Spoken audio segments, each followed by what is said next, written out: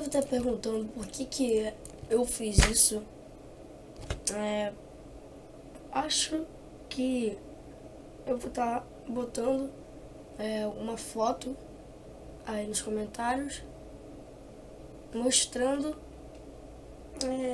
que o moleque me chama de macro. Pra isso não ir seguindo, eu já tenho que cortar isso pela raiz logo do começo do meu canal com o Spider. Eu acho que não é bom deixar tipo alguém com dúvida se eu sou macro ou não. Como vocês podem ver, eu não consigo no máximo fazer, sei lá, 13 CPS, eu não saio do 12 direito.